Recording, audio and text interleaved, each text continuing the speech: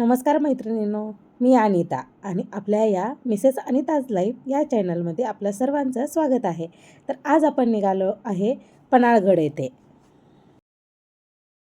पन्हाळगड हा कोल्हापूर जिल्ह्यातील एक ऐतिहासिक आणि सुंदर किल्ला आहे.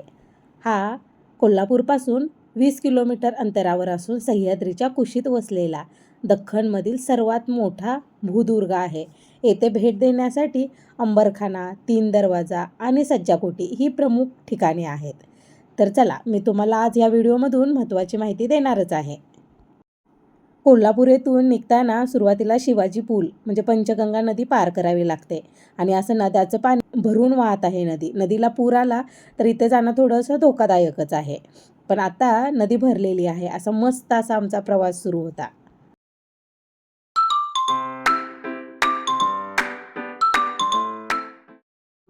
आज पाऊस नव्हता, त्यामुळं वातावरण थोडंसं कोरडं होतं. पण एकदम असं उन्हाची चकाकी आल्यामुळं वातावरण एकदम असं पिवळसर खूप छान झालं होतं.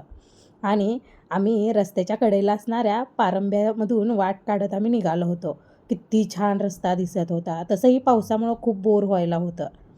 तर चला, आता आपण पोहोचलो आहे जवळपास. आपण पन्हाळ्याच्या अगदी जवळ पोहोचलेलो आहे. कोल्हापूरपासून रस्ता अगदी छान असल्यामुळं आपण लवकर आणि वेळेत पोहोचू शकतो.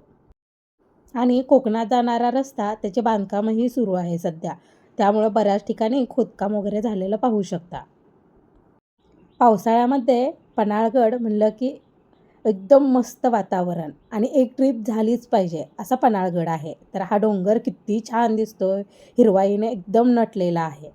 तर चला, आता इथे आपल्याला पन्हाळगड 5.40 किलोमीटर म्हणजे 5.5 किलोमीटर राहिलेला आहे. तर आपण आता लवकरच येथे पोहोचणार आहे. तर जाताना कसली हिरवाई, मस्त रस्ते केवढे सुंदर आणि एस टी बसेसची सुद्धा सुविधा आहे बरं का. पण आपण जर आपल्या गाडीने गेलो तर आपल्याला गडावर फिरताना त्रास होत नाही. बाजूला शेळ्या चरवत होते. एकदम मस्त असा रस्ता आणि ऊन रस्त्यावर पडल्यामुळं तो चमकत होता. त्यामुळं खूप छान वाटत होतं. तसं कडक ऊन नाही आहे, पाऊस होता. तर चला, आता आपण गडावर पोहोचलेलो आहे. इथं काही वर्षापूर्वी भिंत खचलेली होती म्हणून इथे कुंपण घालून घेतले. आपल्याला आता इथं तिकीट प्रवासी कर घ्यायचा आहे. आपल्या गाडीचं पार्किंग करण्यासाठी वगैरे तिकीट घ्यायचं आहे. आम्ही गेल्या अगोदर जेवण केलं. तिथली स्पेशालिटी जेवणाची म्हणजे झुणका, खरडा, दही आणि भाकरी असं मस्त असं जेवण केलं. आणि त्यानंतर आम्ही सुरुवातीला तीन दरवाजाकडे निघालो. कारण पार्किंगच्या जवळचा एरिया म्हटलं तर हाच आहे. इथं तुम्ही पाहू शकता गडावरून खाली गावं दिसत होती आणि खूप सुंदर असं दृश्य आहे हे. इथे नदी दिसते वाहताना आणि गडावरूनचा खालची गावं छोटी छोटी दिसत आहेत आणि खूप छान दृश्य दिसतंय आणि ढग अगदी जमिनीला टेकल्यासारखे दिसत आहेत आणि खूप मस्त असं वातावरण होतं. पन्हाळा किल्ला हा महाराष्ट्रातील अत्यंत महत्त्वाचा आणि भुईकोट गिरिदुर्ग आहे. छत्रपती शिवाजी महाराजांनी या किल्ल्यावर 500पेक्षा जास्त दिवस घालवले असून येथील सिद्धी जव्हरच्या वेढातून महाराजांची विशाळगडाकडे झालेली थरारक सुटका आणि बाजीप्रभू देशपांडे यांची पावनखिंडीतील लढा यामुळे या किल्ल्याला अनन्यसाधारण ऐतिहासिक महत्त्व प्राप्त झालेले आहे.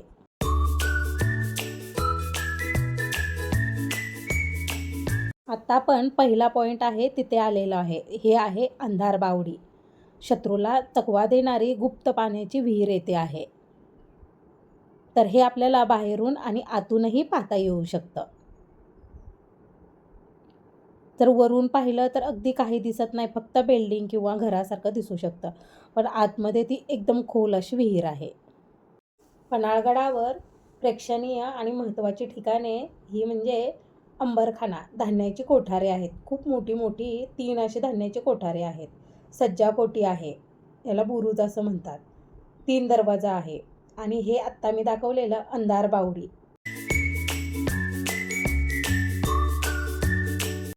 त्यानंतर आपण त्याच्या शेजारी असलेल्या तटावर उभे राहून हे खालील किंवा गडाच्या पायथ्याशी असलेले दृश्य पाहू शकतो. कसलं सुंदर दिसतंय आणि हे खूप छान ढग वरून चाललेले होते आणि खूप मस्त असं वातावरण होतं.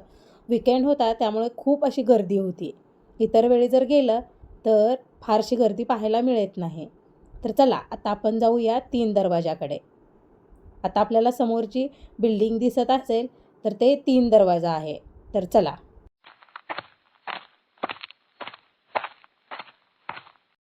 3 दरवाजाकडे जाताना थोडासा उतार आहे.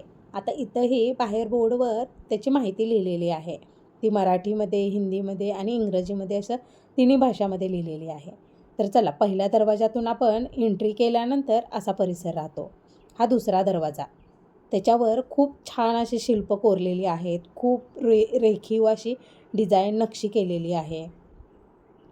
आणि त्याच्यापुढेच भरपूर असं मोठं अंगण लागतं. तर त्या अंगणामध्ये एक विहीरही आहे.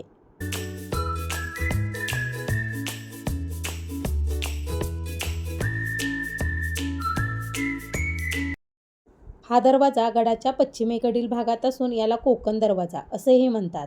येथे एकापाठोपाठ असे एक 3 मजबूत दरवाजे आहेत.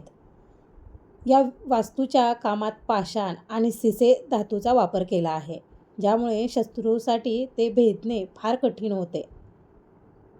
या दरवाजावर कमळ, गणपती व विविध सुंदर शिल्पे कोरलेली आहेत. छत्रपती शिवाजी महाराज 359 वर्षापूर्वी याच मार्गाने गडावर आले होते. तसेच कोंडाजी फर्जत यांनी अवघ्या 60 मावळ्यांसह हा गड सर केला होता. तेव्हा त्यांनी याच मार्गाचा वापर केल्याचे सांगितले जाते. तर या तिसऱ्या दरवाजातून बाहेर पडल्यानंतरचे हे दृश्य. चला आता आपण परत जाऊया. माझ्या माहितीनुसार दुसऱ्या कोणत्याही गडावर जाताना आपल्याला आपली गाडी पायथ्याशी लावावी लागते आणि वरती चालत जावे लागते. पण पन्हाळगड असा किल्ला आहे की जेथे आपण आपल्या गाडीने सगळीकडे फिरू शकतो. 3 दरवाजापासून बाहेर आल्यानंतर समोर एक छोटीशी बाग लागते. तसेच बाजूला हा जाणारा रस्ता आपल्याला मक्याची कणसं किंवा छोटे मोठे खाऊ, शेंगदाणे, उकडलेली कणसं आणि छोटं मोठं जे मुलांना खायला लागतं चटपटीत, हे अशा सगळ्या गोष्टी इकडे स्टॉल मांडलेले आहेत.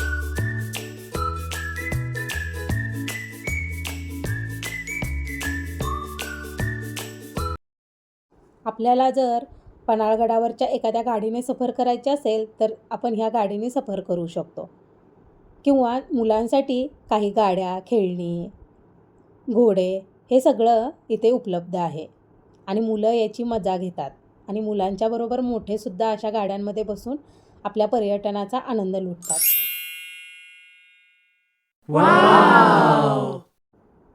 गडावरती आपल्याला खूप मोठे हॉटेल जेवणासाठी उपलब्ध असे भेटत नाहीत. तर इथे आपल्याला जेवणासाठी झुणका भाकरी, थालीपीठ, मॅगी, मसाले भात असं मिळू शकतात. चला आता इथून पुढे आपण जाऊया पुढच्या पॉईंटकडे. तर पुढचा पॉईंट आहे हे धान्याचे कोठार.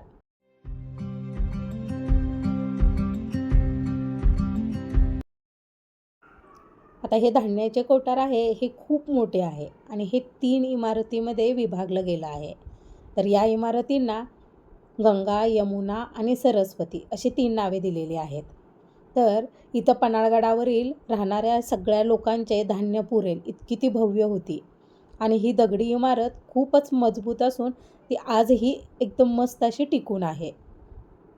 त्यानंतर इथे सुद्धा माहितीसाठी बोर्ड लावलेले आहे. आणि हे वरती जाण्यासाठी पायऱ्या आहेत. ही दुसरी बिल्डिंगमधली आणि ही आहे पुढची 3 नंबरची बिल्डिंग इमारत. जसं की ती अगदी रेल्वेच्या डब्यासारखी दिसत आहे. आणि ह्या इमारती खूप भव्य अशा होत्या. यावरून आपल्याला लक्षात येते की त्या काळी धान्याची व्यवस्था किती छान प्रकारे केली जात असेल. आणि ह्या इमारतीला वरून छोट्या छोट्या खिडक्या ठेवलेल्या होत्या. तर हे सगळं पाहून आम्ही आता परत निघालो आहे. रविवारची 1 दिवसाची सुट्टी अगदी सार्थकी लागल्यासारखे वाटते. कारण मन एकदम प्रसन्न होतं. एकदम हिरवीगार अशी झाडी, स्वच्छ मोकळं असं वातावरण, हवा, यामुळं मन अगदी प्रसन्न होतं. पण येथे आल्यानंतर फोटो काढायचा मोह मात्र आवरत नाही. बरेच पर्यटक इथे फोटो काढतात. त्यानंतर बाहेर आल्यानंतर इथे पाहिलं की इथे मॅपही दाखवलेला आहे. तर आपण या मॅपनुसार नवीन येणारे पर्यटकसुद्धा त्यांना आपले सगळे पॉईंट शोधायला मदत होऊ शकते. आणि बाजूला बोर्ड आहे त्यावर पन्हाळगडाची माहितीही लिहिलेली आहे.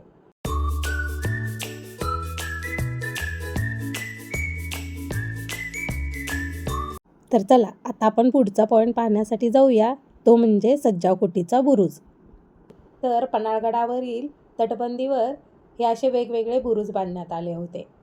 तर हा आहे सज्जाकोटीचा बुरुज. येथून गडावरील मावळ्यांना समोरून येणाऱ्या शत्रूवर नजर ठेवण्यासाठी मदत होत असे. त्याचबरोबर तेथेही बरेचसे सूचना फलक असे लावलेले दिसतात. तर प्रत्येक पर्यटक हा इथे आल्यानंतर या बुरुजावर गेल्याशिवाय राहत नाही, कारण येथील हवा किंवा खाली खाली दिसणारा एकदम नजारा खूप दूर दूरचे पाहायला मिळते आणि खूप छान अशी हवा होती. एकदम जोरात वारे वाहत होते, तुम्ही पाहू शकता. आणि इथलं वातावरण म्हणजे खूपच सुंदर नजारा आहे. म्हणजे पन्हाळगडावरती गेलोय आणि या बुरुजावर न जाता येणं म्हणजे हे चुकीचंच ठरेल. एकदम मस्त असं एकदम छान वातावरण इथे होतं.